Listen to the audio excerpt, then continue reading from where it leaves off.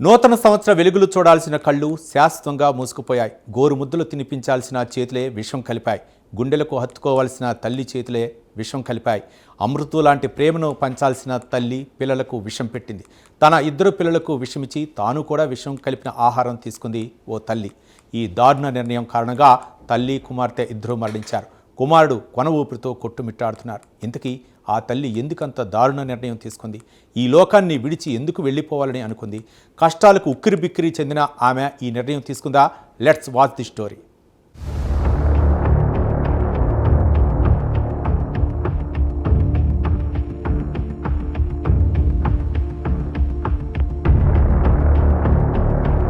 నాగర్ కర్నూల్ పట్టణంలోని హైదరాబాద్ చౌరస్తాలో book centre నిర్వహిస్తున్న భీమ్శెట్టి ప్రకాష్ నెల రోజుల క్రితం గుండెపోటుతో మృతి చెందాడు. భర్త ప్రకాష్ మృతితో భార్య ప్రసన్న తీవ్ర వేదనకు గురైంది. గత కొన్ని వారాలుగా ఆమె మానసికంగా బలహీనంగా తయారైంది. పిల్లల భవిష్యత్తు మీద బెంగ పెట్టుకుంది. భర్త తోడులేని తాను పిల్లల భారాన్ని ఎలా మొయ్యాలనే ఆలోచనలతో ఉక్కిరిబిక్కిరవుతోంది. ఈ బాధల నుంచి విముక్తి పొందాలంటే చావు ఒక్కటే మార్గమని ఆమె భావించింది. పిల్లలను చంపి తాను కూడా ఆత్మహత్య చేసుకోవాలని నిర్ణయించుకుంది.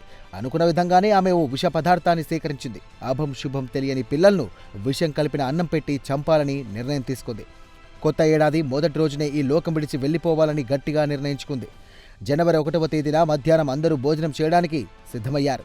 తల్లి ప్రసన్న తన ఇద్దరు పిల్లలకు భోజనం వడ్డించింది. పిల్లలిద్దరూ తెలియకుండా అన్నంలో విషం కలిపింది. తల్లి పెట్టిన ఆహారాన్ని ఇద్దరు పిల్లలు తిన్నారు. పిల్లలిద్దరూ అన్నం తిన్న తర్వాత తల్లి కూడా విషం కలిపిన అన్నం తినేసింది. ఆ తర్వాత ఆ ముగ్గురు అపస్మారక స్థితిలోకి జారుకున్నారు.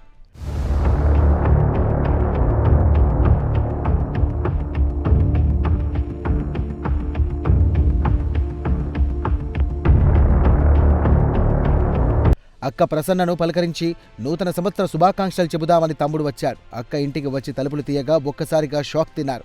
అందరూ అపస్మారక స్థితిలో పడి ఉండడం చూసి కంగారు పడ్డారు. వెంటనే తేరుకొని చుట్టుపక్కన ఉన్న వాళ్లను పిలిచారు. ముగ్గురిని హుటాహుటిన ప్రభుత్వ ఆసుపత్రికి తరలించారు. అప్పటికే పరిస్థితి విషమించడంతో తల్లి కూతురు మృతి చెందారు. కుమారుడి పరిస్థితి విషమంగా మారింది. ప్రస్తుతం ఓ ప్రైవేటు ఆసుపత్రిలో ప్రసన్న కుమారుడు చికిత్స పొందుతున్నాడు.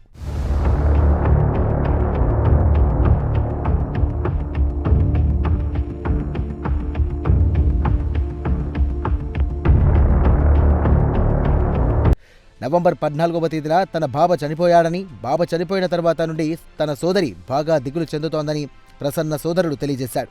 భర్త చనిపోయిన ఘటనను జీర్ణించుకోలేక ఈ ఘాతుకానికి పాల్పడి ఉండవచ్చని ప్రసన్న సోదరుడు చెబుతున్నారు.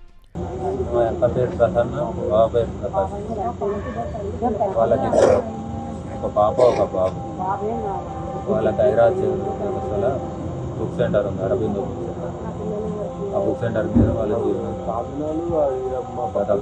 నవంబర్ 14న బాబుకి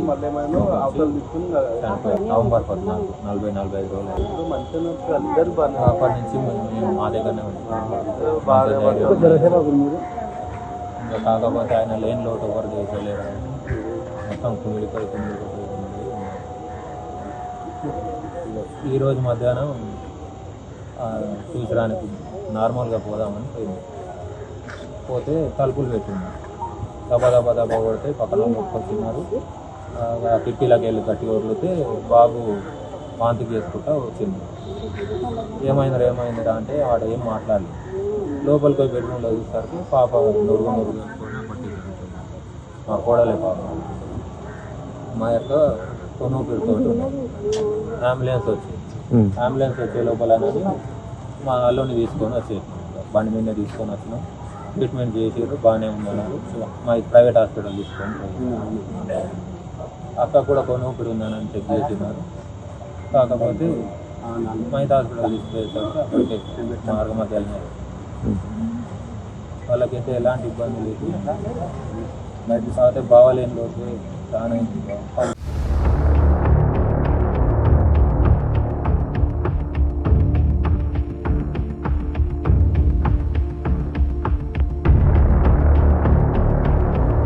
ప్రసన్న కుమార్ అశ్విత్రామ్ పరిస్థితి కూడా విషమంగానే ఉంది. క్రిటికల్ కేర్ విభాగంలో ఉంచి వైద్యం అందిస్తున్నట్లు డాక్టర్లు తెలియజేస్తున్నారు. కడుపును పూర్తిగా శుభ్రం చేస్తున్నామని, ఆక్సిజన్ సపోర్ట్తో చికిత్స కొనసాగుతోందని, మరో 24 గంటలు గడిస్తే గానీ ఏ విషయం స్పష్టంగా చెప్పలేమని డాక్టర్ తెలియజేశారు. నేను డాక్టర్ కే యశోద, మైతా హాస్పిటల్ కన్సల్టెంట్ సర్జన్ అండి. ఈరోజు ఒక బాధాకరమైన విషయం ఏంటంటే ఒక బాబు 16 ఇయర్స్ ఆశ్రిత్ రామ్ అని ఇక్కడికి పాయిజన్ కేసు రావడం జరిగింది. దానికంటే ముందుగా వాళ్ళ మదర్ ప్రసన్న తను రావడంతో క్రిటికల్గానే ఉండింది. రాగానే మేము ఎగ్జామిన్ చేసాము. అప్పటికే ఆమెకు నో రెస్పాన్స్. ఈసీ తీసుకుని ఈసీతో కన్ఫర్మ్ చేసేసుకున్నాం. ఆమెకి ఏమీ హార్ట్ లేదు, పల్స్ లేదు, ఏమీ లేదు. తర్వాత ఆమెని గవర్నమెంట్ హాస్పిటల్కి పంపించేసాము. ఆ తర్వాత బాబు ఇక్కడ రిసీవ్ చేసుకోవడం జరిగింది. బాబు పరిస్థితి కూడా విషమంగానే ఉంది. అతను వాళ్ళు అసలు పాయిజన్ ఏం తీసుకున్నారో తెలీదు.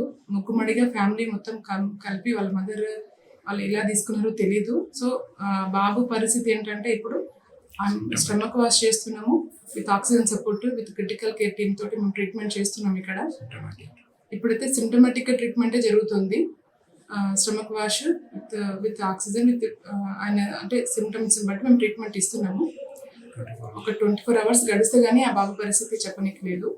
అంత లోపల మేము అది contents stomach wash contents forensic ల్యాబ్కి కూడా పంపిస్తున్నాము.